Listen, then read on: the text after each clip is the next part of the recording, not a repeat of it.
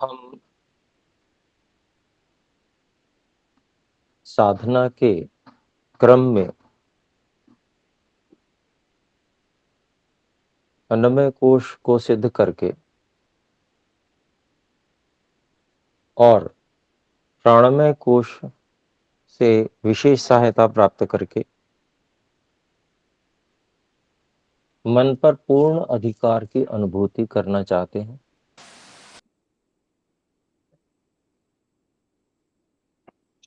जिसे शास्त्रीय भाषा में वैराग्य भी कहा गया है। अर्थात जिसका मन पूरी तरह से एकाग्र अवस्था को प्राप्त हो जाता है।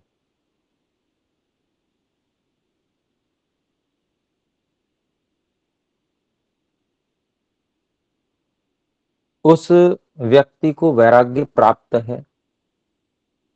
मन पूरी तरह से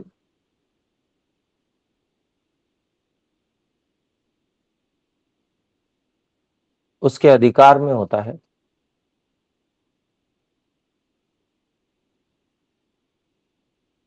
अनुकूल होता है। जितना समय जिस विषय में निरंतरता पूर्वक मन को वह लगाना चाहे,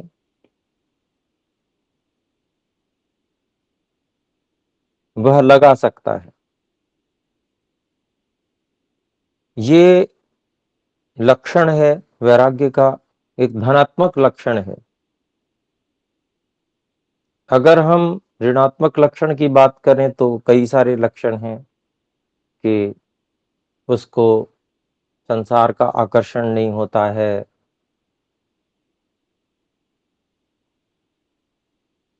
संसार में जितनी भी अन्नपान भोग्य वस्तुएं हैं उनका आकर्षण नहीं होता है,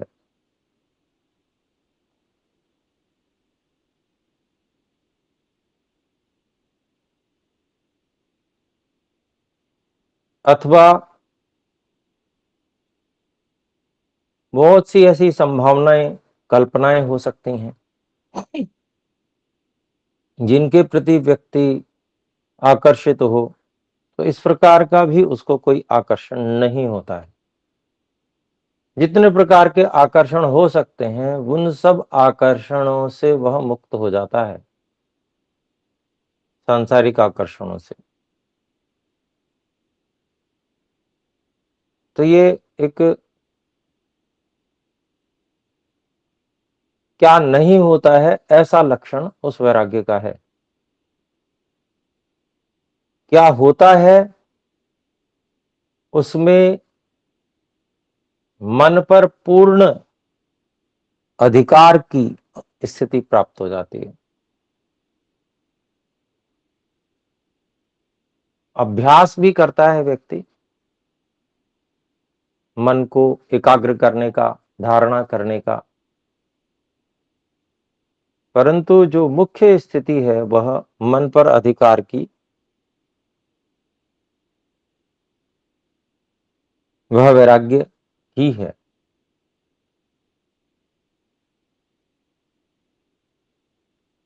उसमें उसकी प्रधानता है। वैराग्य नहीं है तो अभ्यास किया हुआ थोड़ा फलदायी होता है, कम फलदायी होता है।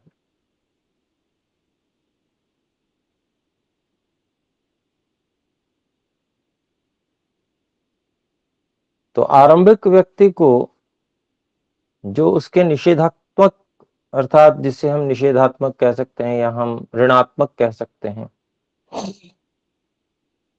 ऐसे लक्षणों पर भी, वैराग्य के लक्षणों पर भी ध्यान देना आवश्यक है, क्योंकि उसी से वह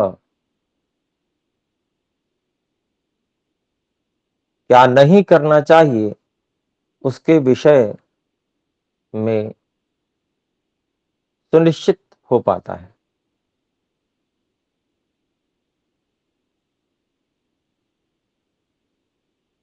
तो अन्नमय कोश का जो विषय है वहां पर अन्नपान, ऐश्वर्य,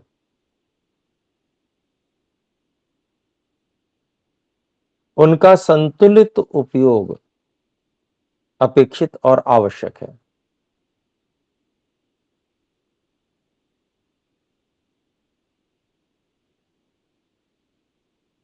उपयोग के लिए उपलब्धता की भी अपेक्षा रहती है, तो उनको उपलब्ध करने के लिए भी संतुलित प्रयास अपेक्षित होगा।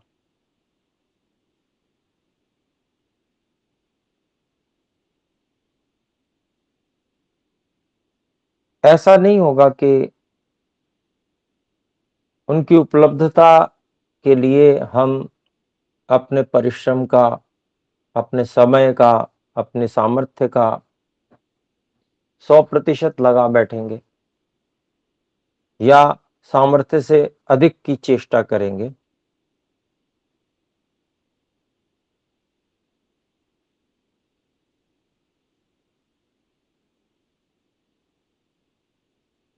इसका अभ्यास हमें अभी से करना होगा।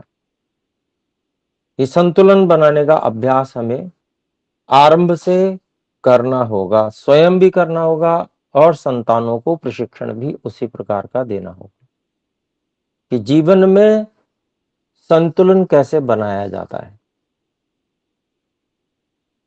जब हम उस संतुलन को बनाकर चल रहे होंगे तो संतानें उस संतुलन को सीखेंगी, देखकर सीखेंगी। हमारे जीवन में वो संतुलन है नहीं, हम तो असंतुलित जीवन जी रहे हैं और अपेक्षा करते हैं कि संतानें संतुलित जीवन जिएं, वो वैराग्य के स्तर को प्राप्त कर जाएं, वो मन की पूर्ण एकाग्र अवस्था को प्राप्त कर लें। तो ऐसा नहीं होगा। एक बात और विचित्र समाज में है, हर व्यक्ति एकाग्रता तो पूर्ण चाहता है पर वैराग्य से डरता है।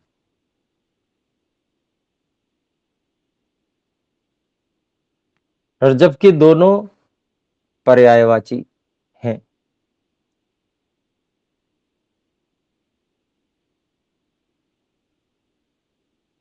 तो ये एक विचित्र विकल्प वृत्ति हम सबके मनों में बनी हुई है कि वैराग्य हो जाएगा तो कुछ बड़ी हानि हो जाएगी।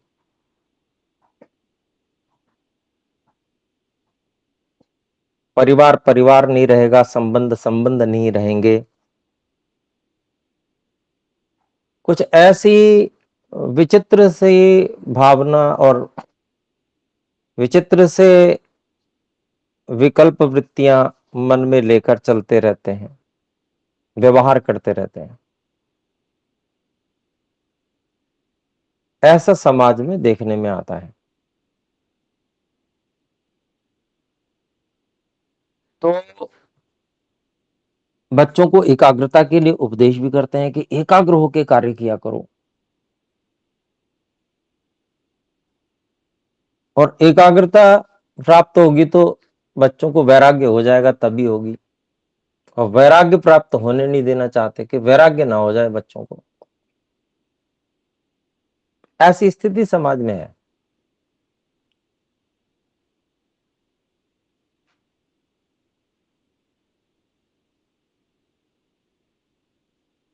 तो ये अधूरा जो ज्ञान है, विपरीत ज्ञान है, उससे अपने को बाहर निकलना है, स्वयं को बाहर निकालना है।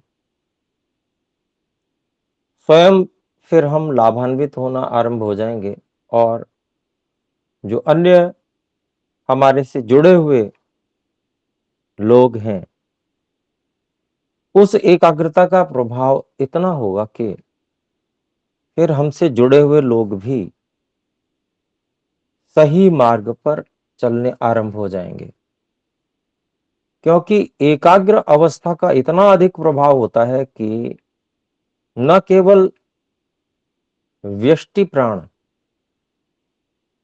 बल्कि सामष्टिक प्राण भी अनुगमन करने लगता है,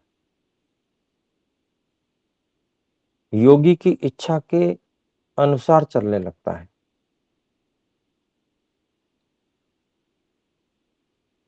जो संकल्प योगी करता है उस संकल्प के अनुकूल वातावरण तैयार होने लगता है। तो एकाग्रता में इतना अधिक सामर्थ्य है। जितने भी महापुरुष एकाग्रता को प्राप्त हुए, जितने जितने प्रतिशत भी होंगे, वो देखे जाते हैं। उनके आसपास उनके संकल्पों की पूर्ति होते हुए हम इतिहास में देखते हैं, पढ़ते हैं।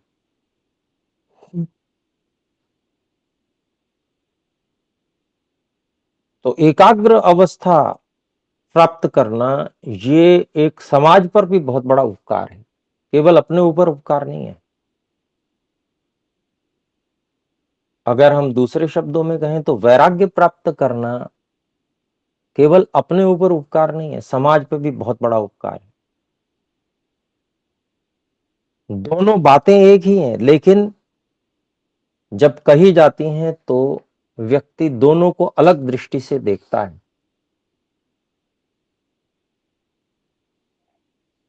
और एक को कहने से बचता है और एक को बड़ी प्रसन्नता के साथ में कहता है समाज में। तो यह जो विपरीत ज्ञान, मिथ्या ज्ञान हमारे अंदर और समाज के अंदर फैला हुआ है, इसको हम स्वयं अपना उदाहरण बनकर प्रस्तुत कर सकते हैं। गृहस्थ में जो लोग हैं वे ही इस विपरीत विचार को, इस विपरीत जो बात फैली हुई है उसको तोड़ सकते हैं। क्योंकि ब्रह्मचारी यदि एकाग्र होगा तो वो उदाहरण गृहस्थियों के लिए नहीं बनेगा। सन्यासी यदि एकाग्र होगा, वैराग्यवान होगा, तो वो गृहस्थियों के लिए उदाहरण नहीं बनेगा। गृहस्थी यदि वैराग्यवान और एकाग्र होगा तो तब वह उदाहरण बनेगा। इतिहास में बहुत सारे उदाहरण हैं, परंतु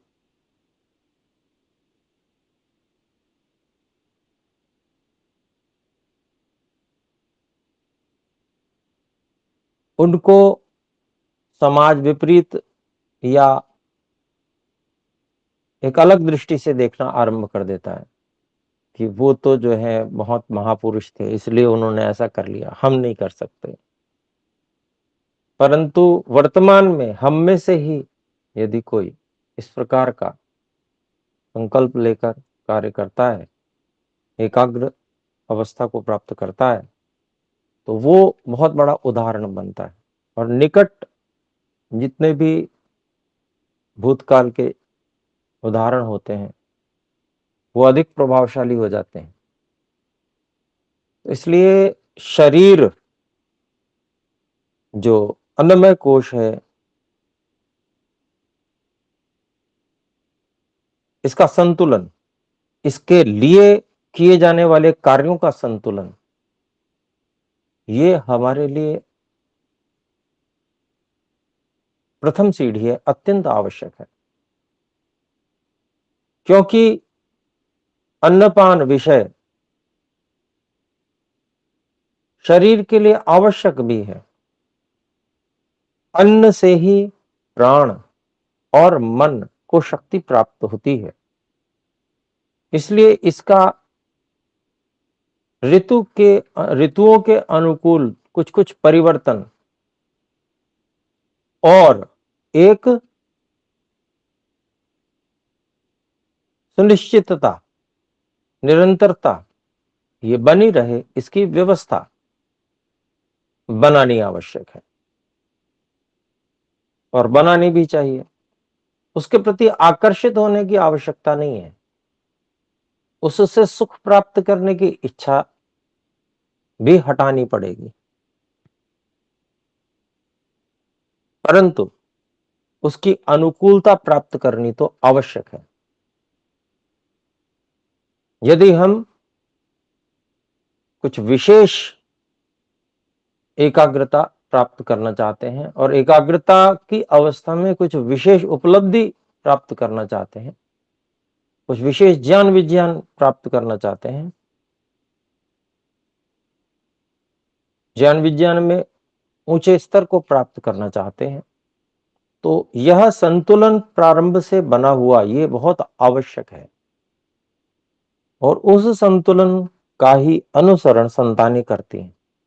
उसी के अनुसार हम यदि अन्नपान में सुख लेकर उसको ग्रहण करते हैं, शक्ति तो मिलेगी, परंतु भाव बदल जाने से असंतुलन हो जाएगा, क्योंकि उसमें सुख का भाव है और सुख तो हमें बहुत चाहिए।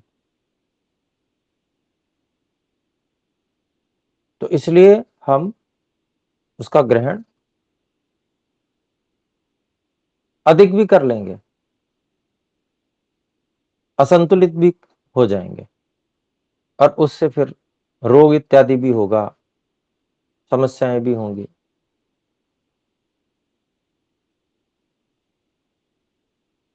तो ये एक पक्ष है, एक विषय है। यद्यपि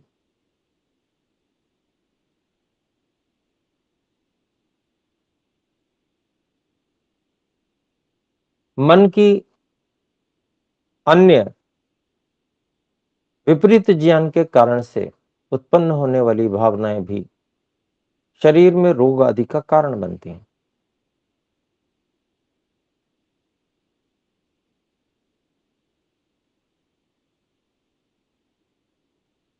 तो अपेक्षाएं, मुझे ऐसा ही चाहिए, मुझे इतना ही सम्मान चाहिए, इससे कम में कोई गुजारा नहीं है, इत्यादि, ये सब भावनाएं हमें कभी निराशा की ओर और कभी अति उत्साह की ओर बढ़ाती हैं, सम स्थिति में रहने नहीं देती, संतुलन नहीं रहने देती भावों का। इसके कारण से शरीर में, अन्नमय कोश में व्याधियां उत्पन्न होती हैं। तो यदि हमें अन्नमय कोश को संतुलित रखना है, विजय प्राप्त करनी है अन्नमय कोश पर, तो हमें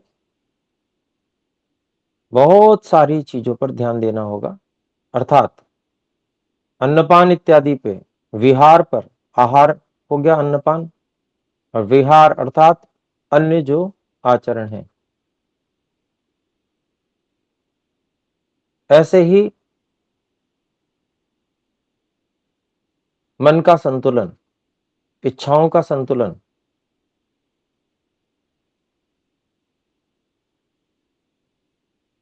अपने आप को शोक, चिंता, ईर्ष्या, द्वेष इत्यादि ये जो निषेधात्मक ऋणात्मक भाव है, उनसे बचा कर रखना, तो उसका समाधान तैयार रखना अपने पास में। कभी ऐसी स्थिति आती भी है तो उसका समाधान करके तुरंत बच जावे, ये भी आवश्यक है। तो व्यवहार काल में ये सब आता है, केवल साधना की ही बात नहीं है। साधना व्यवहार काल का प्रतिबिंब है। व्यवहार काल में हम जितना समुचित संतुलित रह पाएंगे, साधना काल में उतना ही हम अधिक एकाग्र होंगे।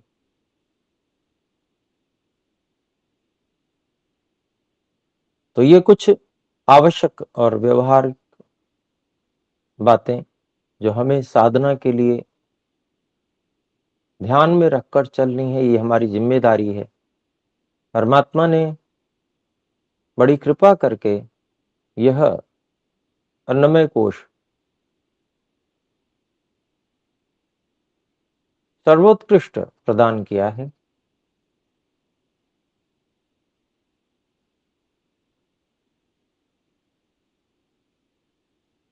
और इसमें ये विशेषता है कि सभी दुखों से छूट जाने का सामर्थ्य इसमें है। हम इसका कितना लाभ उठा पाते हैं, ये जो एक सीमित साधन, सीमित समय के लिए सीमित सामर्थ्य भरा हुआ प्राप्त हुआ है, उसका हम कितना सदुपयोग कर पाते हैं, ये हमारे ऊपर निर्भर है। तो आइए, जो भी सामर्थ्य परमात्मा ने दिया है उसका तो सदुपयोग करें, परमात्मा की भक्ति के लिए, उपासना के लिए। और हमने जो कुछ सामर्थ्य गंवाया, उसके बाद भी जो शेष है, उस शेष को इस समय हम उपासना के लिए समर्पित करते हैं। आसन व्यवस्थित हम कर चुके हैं, स्थिर हो चुके हैं कि परमात्मा आप सर्वत्र व्यापक होते हुए मुझ में भी व्यापक हैं और मेरी निरंतर सहायता कर रहे हैं। आप ही माता पिता, गुरु, आचार्य, न्यायाधीश, राजा सब कुछ हैं। सहायक भी आप ही हैं।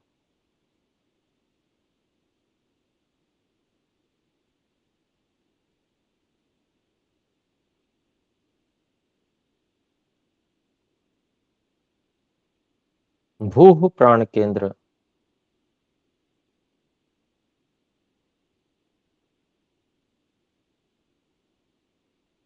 जो कि मूलाधार,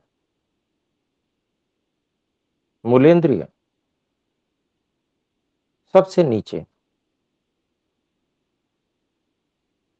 है, यहाँ पर हे परमात्मा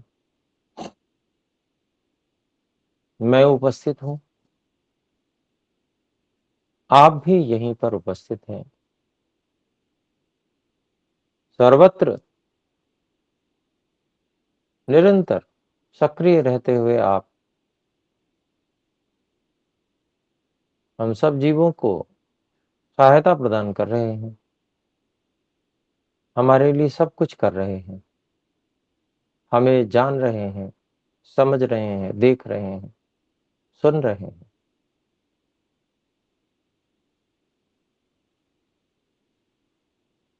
आप प्राण प्रदाता हैं,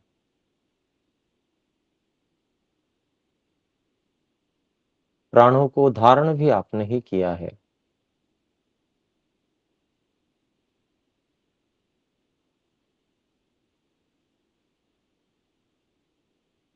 आप ही प्राणों के प्राण हैं।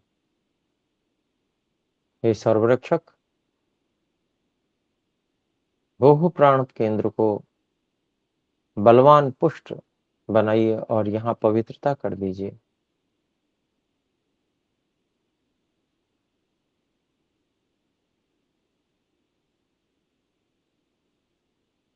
कुछ बार जप, भावना, ईश्वर प्रणिधान बनाए रखते हुए ओम भू ओम भू ओम भू ओम भू ओम भू ओम भू ओम भू।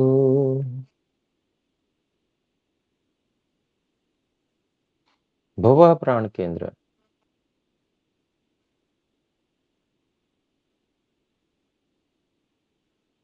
जो भूह प्राण केंद्र और नाभि के बीच में स्थित है। जहां पर भी हम भुवः प्राण केंद्र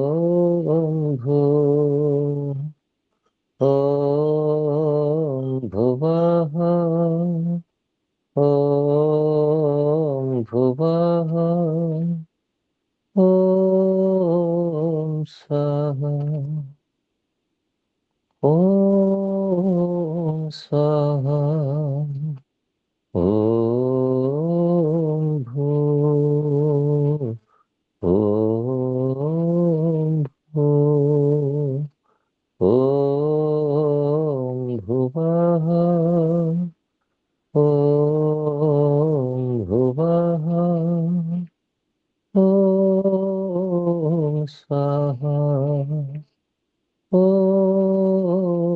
स्वाहा ॐ भूः ॐ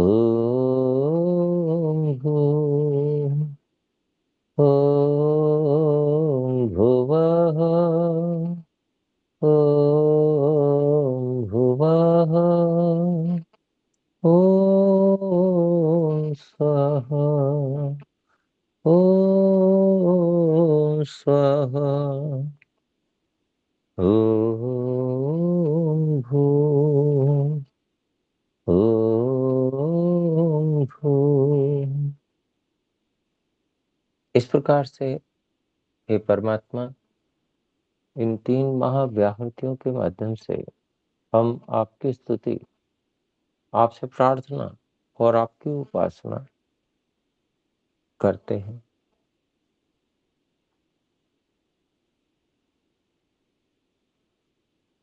केवल ओम इसके उच्चारण के द्वारा स्वर की आवृत्ति को बदलते हुए हम 7 प्राणों केंद्रों पर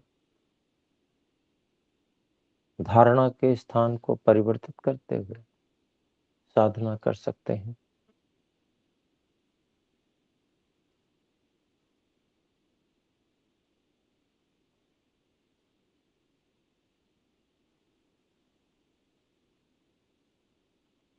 ओम भूः प्राण केंद्र पर ओम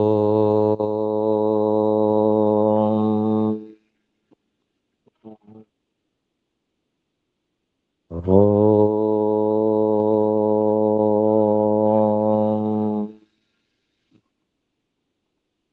हे सर्वरक्षक, आप प्राणों के भी प्राण हैं।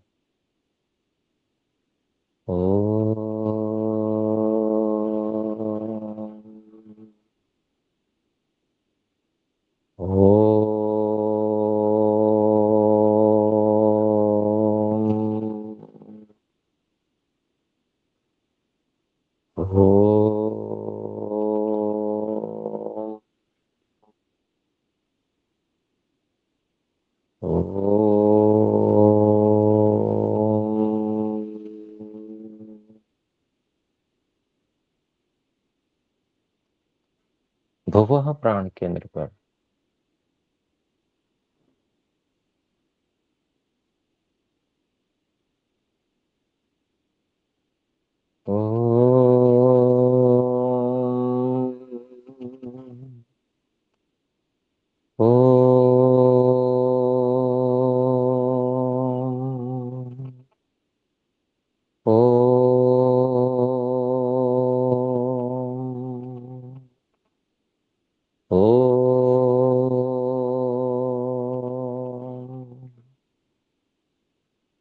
हे परमात्मा, हे सर्वरक्षक, आप सब दुखों से छुड़ाने वाले हैं। ओम ओम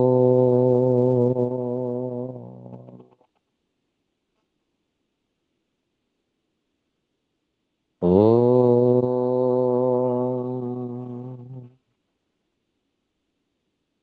ओम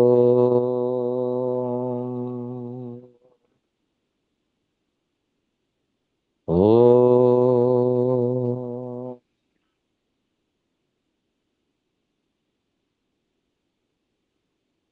स्वः प्राण केंद्र पर हे परमात्मा, हे सर्वरक्षक, आप स्वयं सुख स्वरूप और हम उपासकों को सब सुखों की प्राप्ति कराने वाले हैं। ओम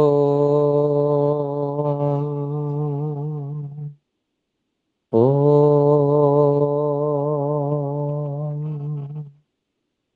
ओम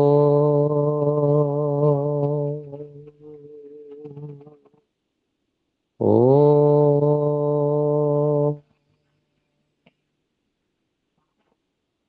ओम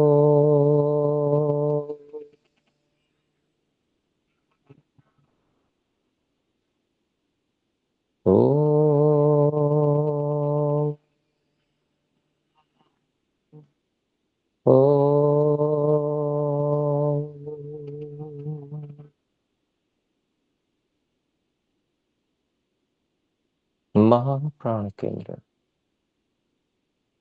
हे परमात्मा, आप सबसे महान हैं। आप सबसे उत्कृष्ट भावनाओं वाले हैं और सबसे महान भी हैं, सबसे विशाल भी हैं। हे सर्वरक्षक, हे परमात्मा, हम आपकी स्तुति, आपसे प्रार्थना और आपकी उपासना कर रहे हैं।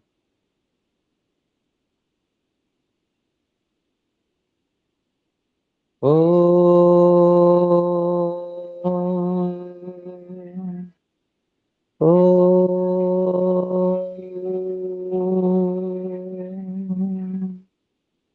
ओ ओ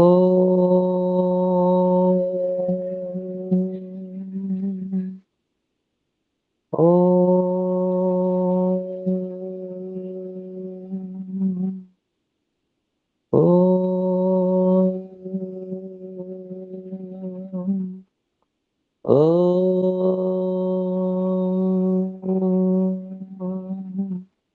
ओ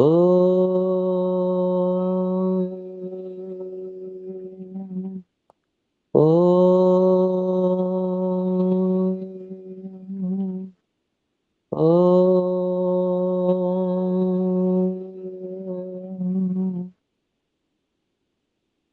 ओ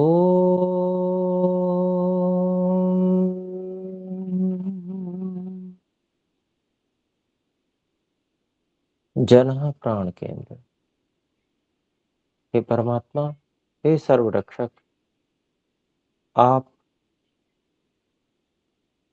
संपूर्ण जगत के उत्पत्ति करता है, सकल जगदोत्पादक है, निरंतर सारे संसार का निर्माण कर रहे हैं।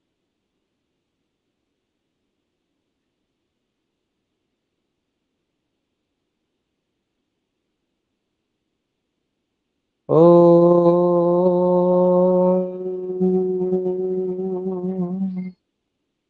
ओ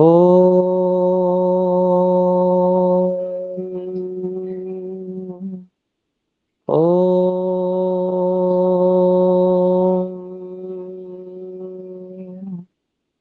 ओ ओ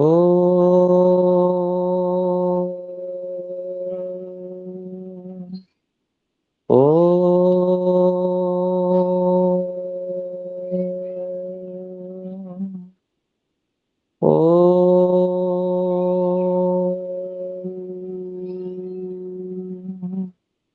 ओ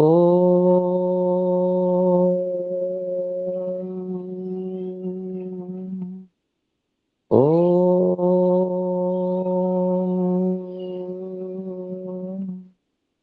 ओ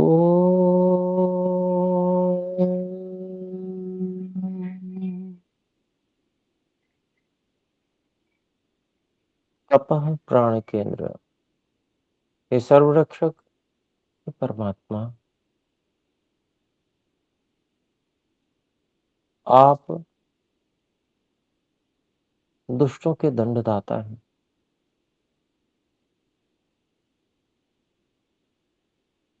आप सब क्लेशों को भस्म करने वाले हैं, तपः स्वरूप है। हे परमात्मा, हम आपकी स्तुति, प्रार्थना और उपासना कर रहे हैं। आप मेरे सभी मनोभावों को निरंतर जान रहे हैं। मेरी स्तुति को आप निरंतर सुन रहे हैं।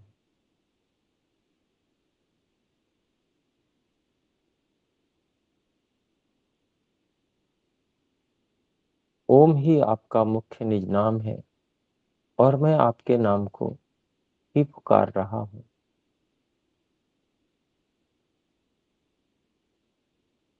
ओ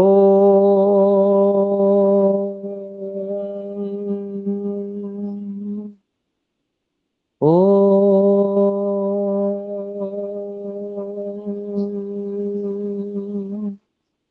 ओ,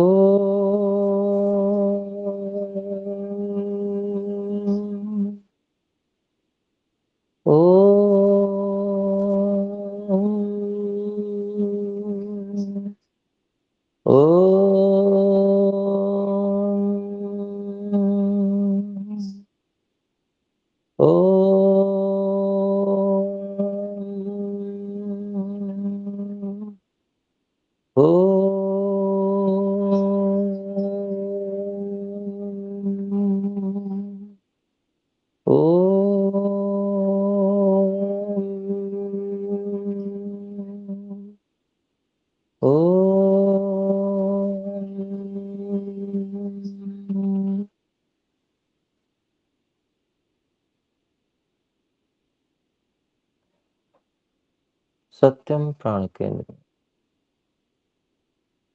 हे सर्वरक्षक, हे परमात्मा, आप सत्य स्वरूप अविनाशी हैं, सदा अपरिवर्तनीय है, निरंतर एक रस, एक समान कार्य करते रहते हैं। हे परमात्मा, मैं भी आपसे प्रेरणा लेकर सदा सत्य मार्ग पर ही चलता रहूं।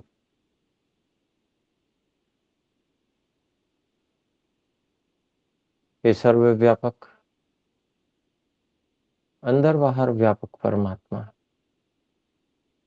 आप निरंतर मुझे देख, सुन और जान रहे हैं।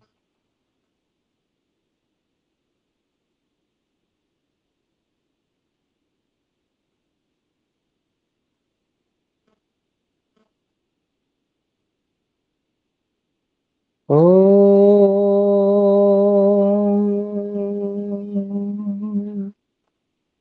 ओम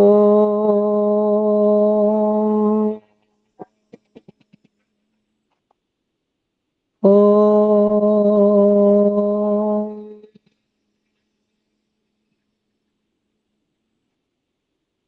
ओम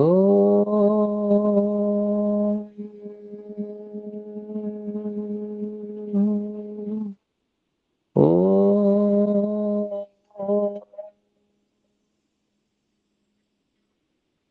ओम।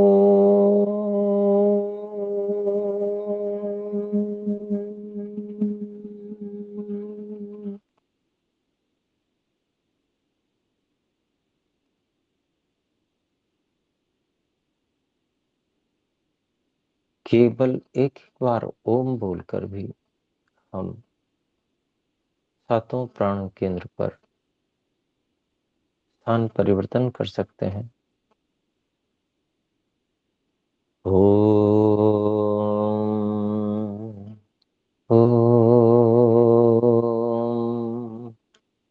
ओम ओम ओम ओम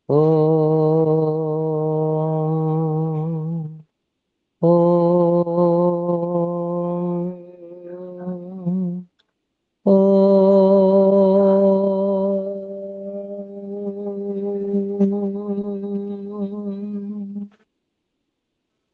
ओम ओम ओम ओम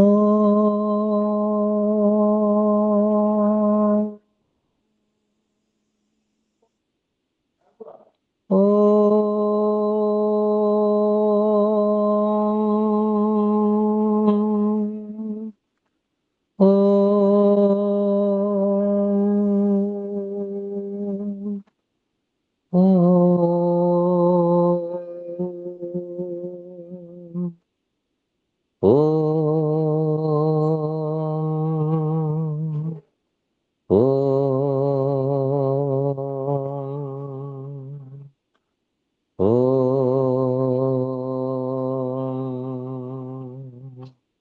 ओम ओम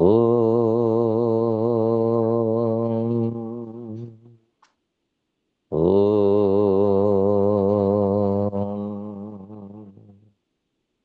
ओम।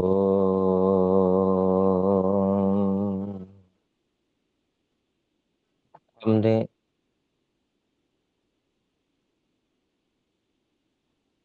9 आवृत्तियों पर ओम का उच्चारण किया।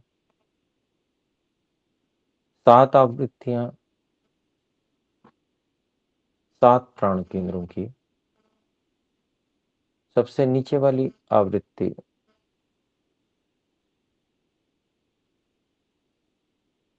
भूलोक से भी नीचे की आवृत्ति।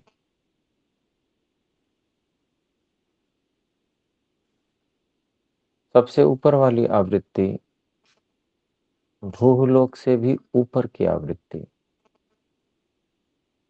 भूलोक की 7 आवृत्तियां। यहां भी सर्वत्र परमात्मा व्यापक है।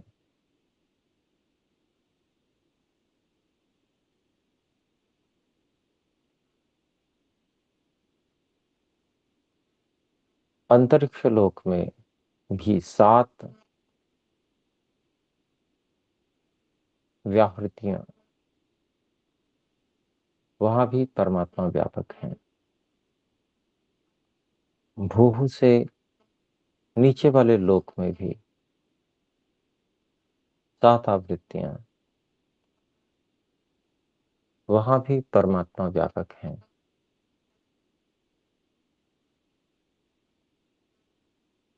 सर्वत्र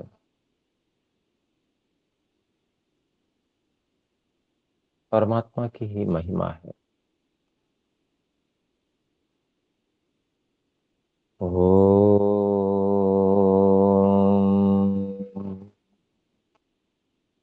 ओम ओम ओम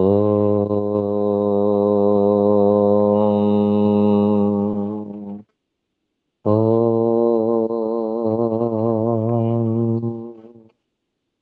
ओम ओम ओम ओम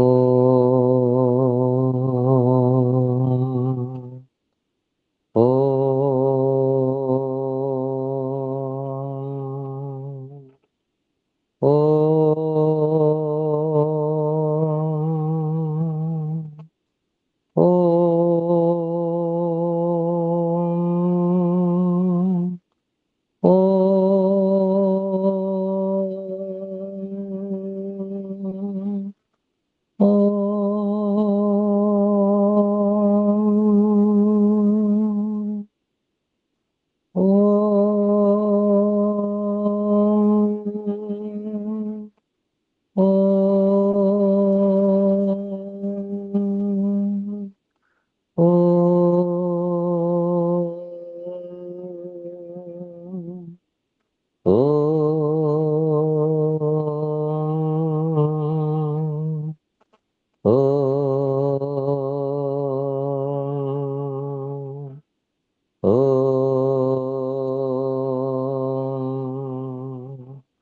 ओम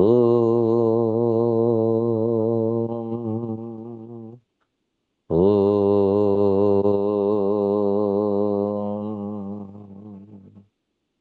ओम।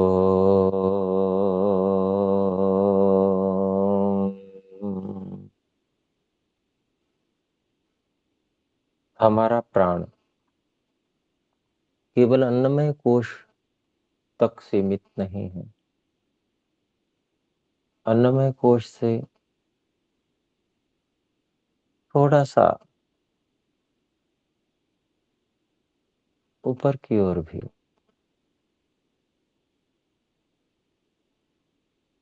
थोड़ा सा बाहर भी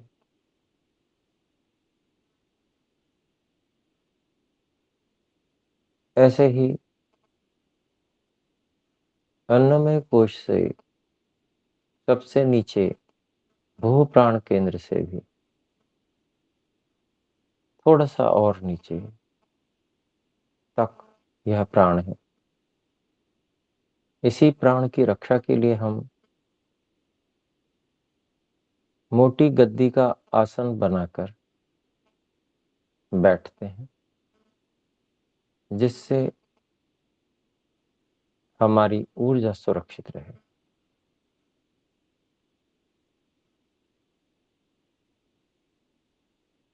व्यष्टि प्राण अन्नमय कोश में उपस्थित ऊर्जा प्राण यह सुरक्षित रहे। ऐसे ही कोई व्यक्ति जब हमारी त्वचा पर स्पर्श नहीं भी करता, थोड़ा दूर भी हाथ रखता है, तो भी न देखते हुए भी हमें यह अनुभव होता है कि कुछ तो निकट है। तो जो कुछ निकट है ऐसा आभास अनुभव होता है, यह इस प्राण जो अन्नमय कोश से कुछ बाहर तक भी आ रहा है।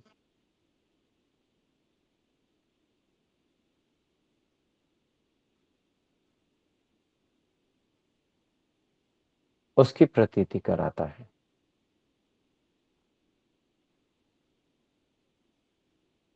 तो भू भुवः स्वः महः जनः तपः सत्यम, ये 7 प्राण केंद्र तो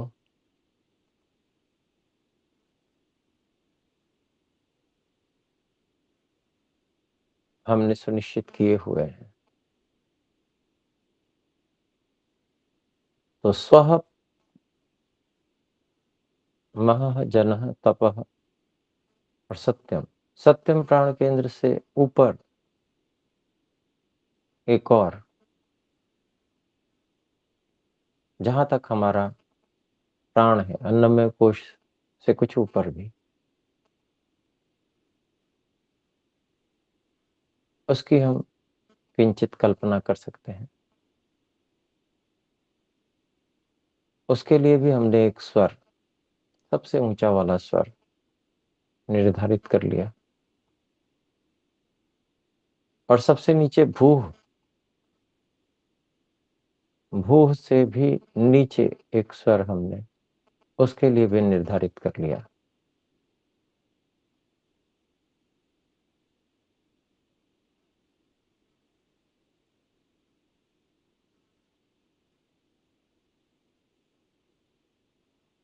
तो 7 धारणा केंद्रों पर केंद्रित होने के अलावा भी जब हम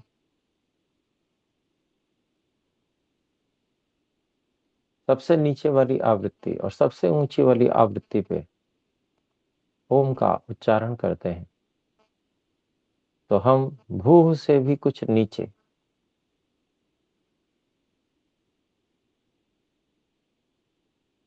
ध्यान कर सकते हैं। ऐसे ही सत्यम से भी कुछ ऊपर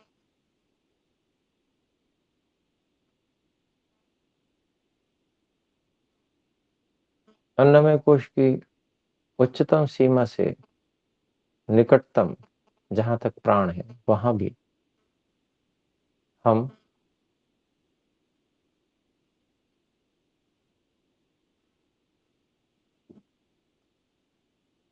ईश्वर की व्यापकता को निकटतम स्तर पे अनुभव कर सकते हैं।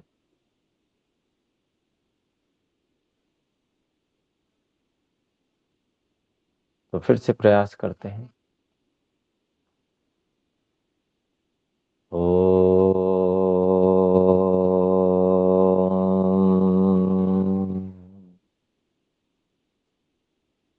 ओ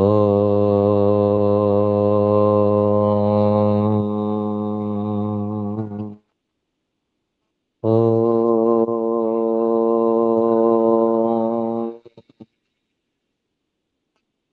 ओ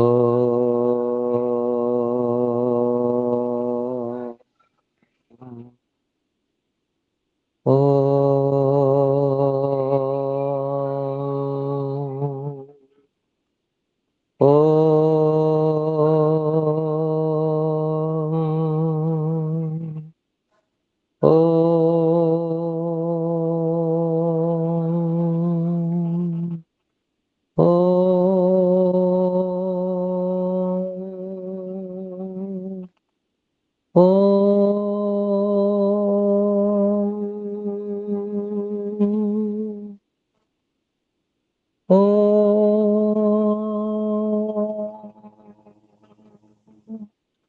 ओ ओ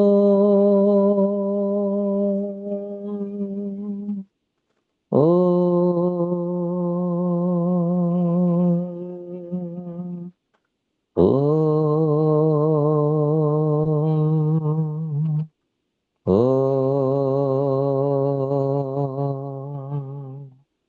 ओ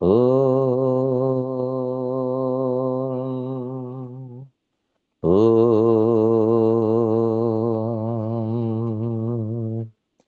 ओ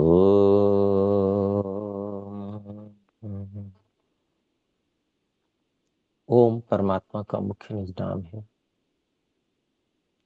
ओम को अनेक स्वरों में बोलने पर जो ओम की ध्वनि में कंपन है, उनका प्रभाव विशेष रूप से प्राण शक्ति पर प्राप्त होता है। उसका हम विशेष लाभ प्राप्त कर सकते हैं। हम पहले वाणी से इसका उच्चारण करके साधना में तीव्र गति से उन्नति कर सकते हैं। जब हमें अभ्यास हो जाए तो हम इसको मन ही मन भी सभी स्वरों में उच्चारण ओम का कर सकते हैं। तो आज हम इतना ही रखते हैं। आइए इंद्रियों को बाहर की ओर भेज दें, हाथों को परस्पर आपस में रगड़ें, कुछ गर्म होने पर आंखों पर, चेहरे पर स्पर्श कराएं और धीरे धीरे आंखों को खोल लें। आइए मिलकर एक बार ओम का उच्चारण करके कक्षा को विराम करेंगे।